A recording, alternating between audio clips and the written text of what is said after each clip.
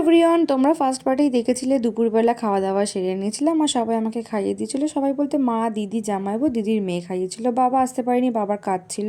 আর আমার বার্থডে দিনকারই যেহেতু ভোটের রেজাল্ট ছিল, তাই সেই রিক্সেই বাবাকে বলেছিলাম তোমাকে আসতে হবে না। আর আমরা আগের দিনকার চলে এসেছিলাম। বিকালবেলার দিকে বৃষ্টি হচ্ছিল, তাই বাইরে একটু বৃষ্টিটা কমে যাওয়ার পর ঘুরছিলাম। তারপরে সন্ধ্যেবেলা আমি রেডি হয়ে নিয়েছিলাম। আমার যে ভিডিওটা করছিল সেই ভিডিওটা ভালো করে নিতে পারিনি, কারণ আমার রিয়াকশনটাই ওঠেনি। বাট ওসব বাদ দাও, মেইন কথা বার্থডে ডেকোরেশনটা আমার খুব ভালো লেগেছে, কারণ আমার একটা ড্রিম বার্থডে ডেকোরেশন ছিল। আমি দিদিকে বলেছিলাম বার্থডের আগে আগে যে আমি এভাবে আমার বার্থডেটা একদিন না একদিন সেলিব্রেট করব। সেটা যে এত তাড়াতাড়ি আমার হয়ে যাবে আমি কখনো ভাবতে পারিনি। তারপরে কেকটা কেটে নিলাম। আমার থেকে বেশি এক্সাইটেড ছিল এরা দুজনে, কখন আমি কেক কাটবো। সকাল থেকেই বলছে ও মনে তুমি কখন কেক কাটবে কেক কাটবে। তো আগে কেক কেটে এদের দুজনকেই খাওয়ালাম। দুজনকে কেক খাওয়ানোর পর দুজনে খুব খুশি হয়ে গেছিল, আর আমি আমার বার্থডে সেলিব্রেট করে খুব খুশি হয়ে গেছিলাম। তো একটু ফিড চেক দিয়ে দিয়েছিলাম। আমার বার্থডে ডেকোরেশনটা সিম্পল হলো, আমি খুব স্যাটিসফাই। সব কটা গিফট পেয়ে আমি আরো খুশি হয়ে গেছি। আর এখানে শেষ হচ্ছে আমার birthday blog. That's it for today. Thanks for watching.